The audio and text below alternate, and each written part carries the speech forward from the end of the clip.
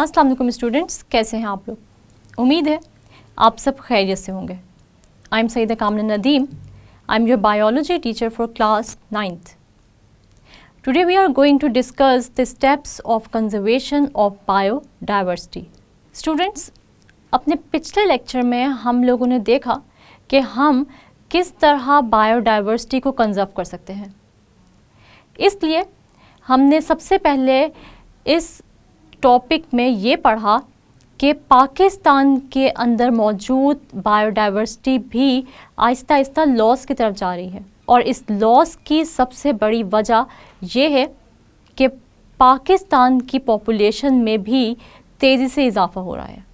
जिस तरह globally biodiversity loss की तरफ जा रही है पॉपुलेशन में इंक्रीज़ की वजह से, इसी तरह पाकिस्तान में भी पॉपुलेशन में इंक्रीज़ की वजह से बायोडाइवर्सिटी लॉस की तरफ जा रही है। स्टूडेंट्स, हम देखते हैं कि जैसे जैसे पॉपुलेशन बढ़ती है वैसे वैसे हमें हैबिटेट डिस्ट्रक्ट करना पड़ता है और अपने रहने के लिए फैसिलिटीज़ बनानी पड़ती हैं। और जब हम ये फैसिलिटीज़ पैदा करेंगे तो हम दूसरे ऑर्गेनिज़म्स का हैबिटेट डिस्ट्रक्ट करेंगे, जिसकी वजह से बायोडाइवर्सिटी का लॉस होगा। हमने अपने पिछले लेक्चर में रेड लिस्ट के बारे में भी स्टडी किया। तो रेड लिस्ट ऐसी लिस्ट होती है जो कि एंडेंजर्ड स्पीशीज़ को शो करती है। इसी तरह हमने ऐसी स्ट्रेटजीज़, ऐसे प्रोजेक्ट्स और ऐसे मुआहदों के बारे में भी स्टडी किया जो कि पाकिस्तान की बायोडाइवर्सिटी को कंजर्व करने में हेल्पफुल रहे।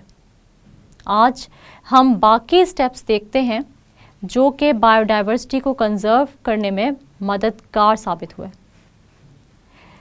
सबसे पहले अगर हम बात करें तो हमारे पास है NACP, यानी कि northern areas conservation project.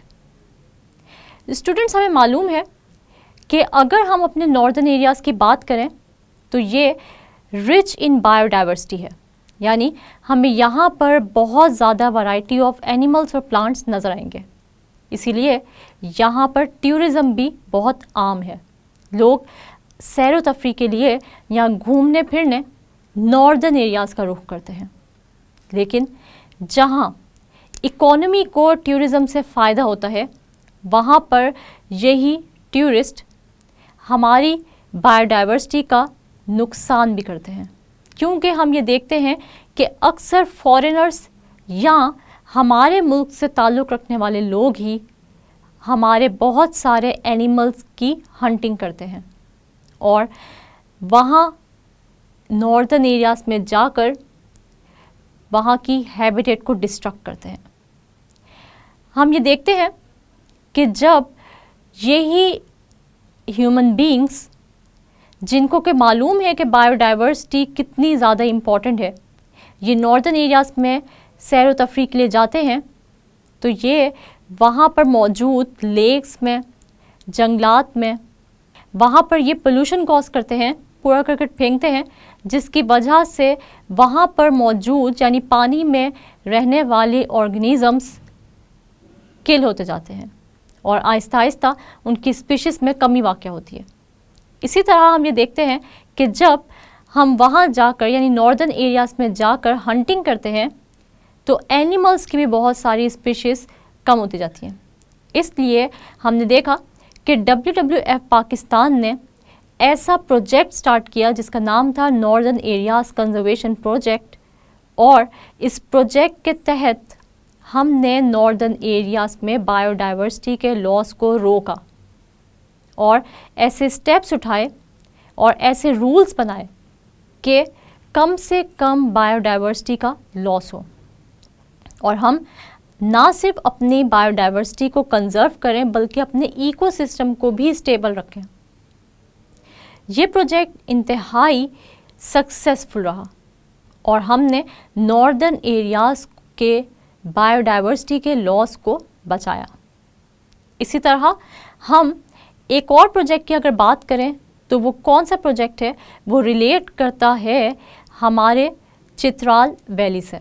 Students, हम देखते हैं माइग्रेटरी बर्ड्स चित्राल में पाए जाते हैं। तो हमने इनकी कंजर्वेशन के लिए भी स्टेप्स उठाए और हमने नाम दिया इसको conservation of migratory birds Chitral KP. हम देखते हैं कि चित्राल ऐसा एरिया है जहाँ पर बहुत सारे माइग्रेटरी बर्ड्स पाए जाते हैं और चित्राल एक्चुअली ऐसा रूट है जहाँ से गुजरते हैं बहुत सारे माइग्रेटरी बर्ड्स।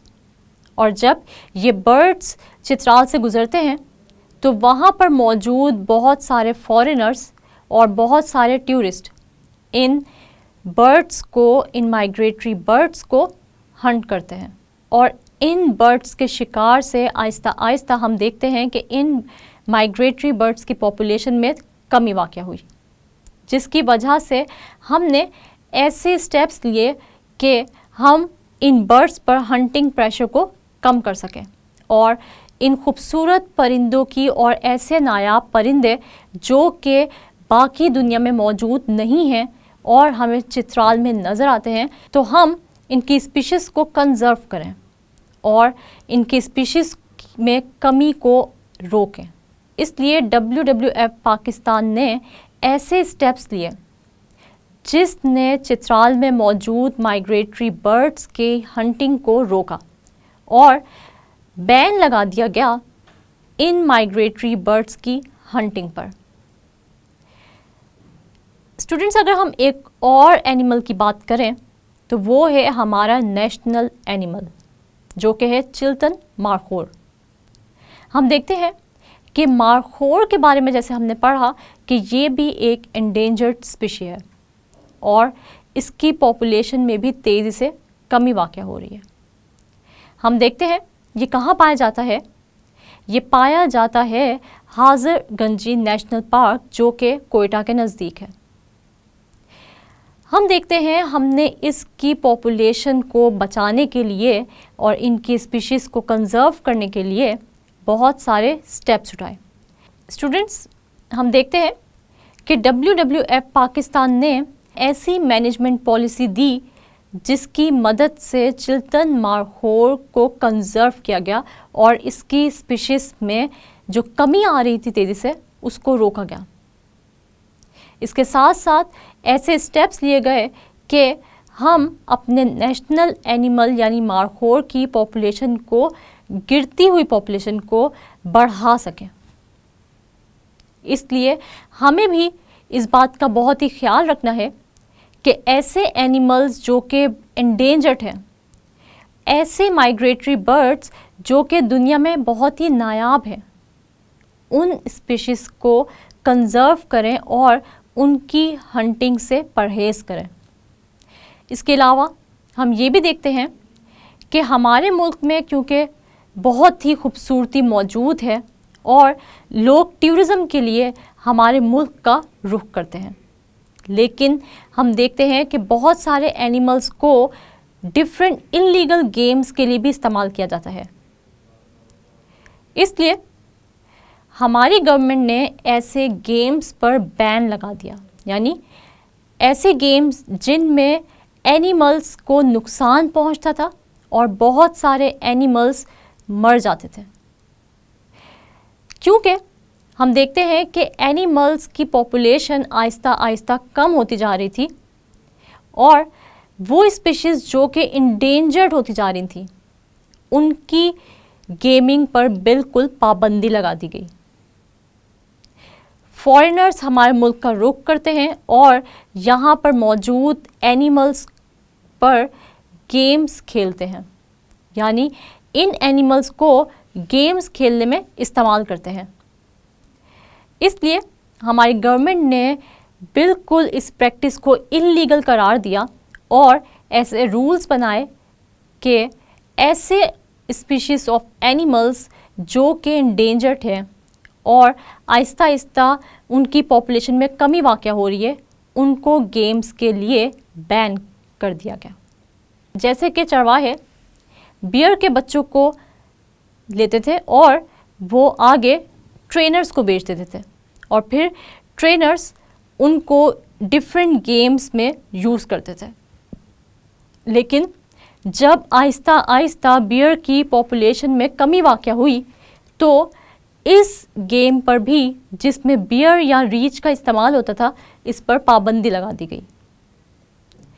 और हमें भी स्टूडेंट्स चाहिए कि हम उन स्टेप्स को फॉलो करें जो गवर्नमेंट लेती है हमारी एनवायरनमेंट, हमारी बायोडाइवर्सिटी को कंजर्व करने के लिए।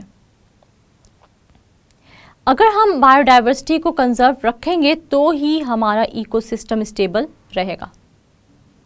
तो आज हमने स्टेप्स देखे जो कि हमारे मुल्क में मौजूद माइग्रेटरी बर्ड्स, चिल्टन मार्खोर और बहुत सारे वो एनिमल्स जो कि नॉर्दर्न एरियाज़ में पाए जाते हैं और इसके अलावा बाकी मुल्क में पाए जाते हैं, उनको हम किस तरह कंजर्व करते हैं और उनकी गिरती हुई पॉपुलेशन को किस तरह हम बचा सकते हैं। उम्मीद है कि आप लोगों को अच्छी तरह इन स्टेप्स की समझ आ गई होगी। जी स्टूडेंट्स, तो यहाँ पर हम लेते हैं एक छोटा सा क्विज़ आपसे, जिसमें मैं आप लोगों से वो क्वेश्चंस करूँगी जो कि एग्ज़ाम पॉइंट ऑफ व्यू से आपके लिए बहुत ही इंपॉर्टेंट है। तो आपसे जो सबसे पहला क्वेश्चन है मेरा वो क्या है, what does NACP stand for. आपने ये बताना है कि NACP की फुल फॉर्म क्या है। तो हमने क्या पढ़ा था, NACP stands for northern areas conservation project. इसके बाद नेक्स्ट क्वेश्चन की तरफ हम चलते हैं, व्हाट इज़ एम या what is role of NACP। तो आपने ये बताना है कि NACP जो प्रोजेक्ट हमने स्टार्ट किया था उसका क्या रोल था या उसका क्या मकसद था, क्या पर्पस था उसका। तो हम देखते हैं, the NACP is a project of WWF Pakistan which is successful in implementing a ban on the hunting of species. हम देखते हैं वो स्पीशीज़ जिनकी के ओवर हंटिंग हो रही थी उन पर बैन लगाने के लिए, यानी ओवर हंटिंग पर बैन लगाने के लिए हमने देखा कि WWF पाकिस्तान ने एक प्रोजेक्ट स्टार्ट किया जिसका क्या नाम रखा, NACP नाम रखा, और इसका फुल जो फॉर्म है वो क्या है, नॉर्दर्न एरियाज कंजर्वेशन प्रोजेक्ट। इसके बाद स्टूडेंट्स हमारे पास जो नेक्स्ट क्वेश्चन है वो क्या है, what is migratory route of birds. हम ये देखते हैं कि माइग्रेटरी रूट जो पाकिस्तान में बर्ड्स का कौन सा है, यानी बहुत सारे जो बर्ड्स के स्पीशीज़ होते हैं वो क्या करते हैं, वो एक जगह से दूसरी जगह, एक एरिया से दूसरी जगह जो है माइग्रेट करते हैं सर्दियों में। तो हम ये देखते हैं कि Chitral lies on the migratory route of several important bird species. तो हमने ये पढ़ा कि चित्राल जो है ये क्या है, ये माइग्रेटरी रूट है बहुत सारे इंपॉर्टेंट बर्ड स्पीशीज़ का। इसके बाद स्टूडेंट्स हम ये देखते हैं कि what is the only habitat of Chiltan markhor. तो आप लोगों को पता है कि मार्खोर जो कि नेशनल एनिमल है पाकिस्तान का, जिसका पूरा नाम है चिल्टन मार्खोर, तो उसकी जो वाहिद रहने की जगह है वो कौन सी है, Hazarganji national park is located close to Quetta and is the only remaining habitat of Chiltan markhor in the country. यानी पाकिस्तान में जो वाहिद हैबिटेट है चिल्टन मार्खोर की वो कौन सी है, हाजरगंजी नेशनल पार्क जो कि कोयटा के नज़दीक वाक़या है। स्टूडेंट्स आप लोगों को इन टॉपिक से इस तरह के कुछ जो है वो टेक्निकल क्वेश्चंस भी आ सकते हैं कि आपको जो है वो लाइन के बहुत ही, यानी टॉपिक के बहुत ही अंदर से जो है वो आपसे जो है वो क्वेश्चंस किए जा रहे हैं कि आपने ये बताना है कि किसी भी बर्ड का जो है वो माइग्रेटरी रूट कौन सा है, या फिर कोई भी एनिमल का नाम लेकर आपसे पूछा जा सकता है कि उसकी ओनली हैबिटेट कौन सी है। इसके अलावा जो हमारे पास लास्ट क्वेश्चन है वो क्या है, when did WWF Pakistan initiated efforts to reduce hunting pressure. तो हम ये देखते हैं कि WWF पाकिस्तान ने कब जो है वो हंटिंग प्रेशर जो है वो रिड्यूस करने के लिए इक़दाम शुरू किए। तो हम ये देखते हैं कि WWF Pakistan initiated efforts to reduce hunting pressure in 1992।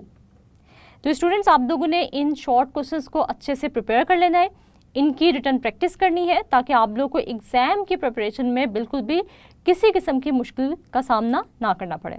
Students आज हमने स्टेप्स देखे जो कि यूज़ हुए कंजर्वेशन ऑफ बायोडाइवर्सिटी के लिए। इससे पहले हमने ये देखा था कि बायोडाइवर्सिटी क्या होती है। तो पहले हम ये देख लेते हैं कि बायोडाइवर्सिटी असल में होती है variety of different species of organisms. Different causes भी हमने स्टडी किए कि आखिर बायोडाइवर्सिटी में कमी क्यों वाक़ई होती जा रही है। तो सबसे बड़ा कॉज जो कि बायोडाइवर्सिटी का लॉस है वो कौन करता है, तो हम देखते हैं ह्यूमन एक्टिविटीज़ हैं या ह्यूमन एक्शंस हैं जो कि बायोडाइवर्सिटी में कमी की वजह बने। हम ये देखते हैं कि आहिस्ता आहिस्ता ह्यूमन की पॉपुलेशन बढ़ती जा रही है बहुत ही तेज़ी से, और जैसे जैसे ह्यूमन की पॉपुलेशन बढ़ रही है वैसे वैसे हैबिटेट डिस्ट्रक्शन हो रही है। यानी इंसानों को अपने रहने के लिए जगह चाहिए और वो कर रहे हैं डिफॉरेस्टेशन। साथ ही साथ हम ये भी देखते हैं कि जब ह्यूमन पॉपुलेशन बढ़ेगी तो उनको उतनी ही फूड सप्लाई भी चाहिए, जिसकी वजह से हंटिंग में इजाफा होगा और हंटिंग ओवर हंटिंग की तरफ चली जाएगी। यानी कि जब बहुत सारे लोग एनिमल्स का शिकार करने लगेंगे अपने फूड के इस्तेमाल के लिए, तो हम देखते हैं कि आहिस्ता आहिस्ता उस एनिमल की पॉपुलेशन में भी कमी वाक़या होगी और इस तरह कोई भी स्पीशीज़ एनिमल की आहिस्ता आहिस्ता इंडेंजर्ड होती जाएगी। इसलिए स्टूडेंट्स, हमने पढ़े कुछ ऐसे स्टेप्स जो कि गवर्नमेंट ऑफ पाकिस्तान ने लिए, और ये स्टेप्स और स्ट्रेटजीज और ये मुआहदे नेशनल लेवल पे नहीं बल्कि इंटरनेशनली लिए गए, और ये सब स्ट्रेटजीज हमने इंटरनेशनली बनाई ताकि हम इन पॉलिसीज़ को अपने मुल्क में इम्प्लीमेंट करा सकें। स्टूडेंट्स, हमें पता है कि हमारा नेशनल एनिमल यानी चिल्तन मार्खोर आहिस्ता आहिस्ता इंडेंजर्ड होता गया, और हमने अब इसकी पॉपुलेशन को कैसे बचाना है और गवर्नमेंट ऑफ पाकिस्तान ने क्या स्टेप्स लिए इसकी पॉपुलेशन को बढ़ाने के लिए और इसकी स्पीशीज़ को कंजर्व करने के लिए, वो भी हमने आज के टॉपिक में स्टडी किया। हमने इसी तरह ये भी आज के टॉपिक में स्टडी किया कि बहुत सारे एनिमल्स को इलीगल प्रैक्टिसेस में यूज़ किया जाता था और इनको डिफरेंट इलीगल गेम्स में इस्तेमाल किया जाता था, जिसकी वजह से इन एनिमल्स की मौत भी वाक़या हो जाती थी या फिर ये एनिमल्स इन गेम्स के दौरान ज़ख्मी हो जाते थे।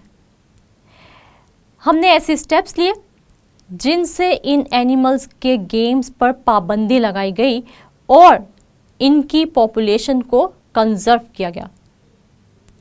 स्टूडेंट्स, हमें चाहिए कि हम इन सब स्टेप्स को अच्छी तरह समझें और वो रूल्स जो कि हमारी किसी भी स्पीशीज़ की पॉपुलेशन को कंजर्व करने के लिए हमें फॉलो करने चाहिए, उन सब को हम समझें भी और उन रूल्स को फॉलो भी करें। इसलिए हमारे लिए ये बहुत ही इम्पॉर्टेंट है कि हम आज के टॉपिक से कुछ सीखें, यानी वो स्टेप्स जो कि हम बायोडाइवर्सिटी को कंजर्व करने के लिए इस्तेमाल करते हैं उनको अच्छे तरीके से समझें और इस टॉपिक से अवेयरनेस लें कि कौन से ऐसे स्पीशीज़ ऑफ एनिमल्स और प्लांट्स हैं जो कि आहिस्ता आहिस्ता कम होते जा रहे हैं, क्योंकि हमें इन एनिमल्स और प्लांट्स को कंजर्व करना है और इंडेंजर्ड होने से बचाना है और एक्सटिंक्ट होने से बचाना है।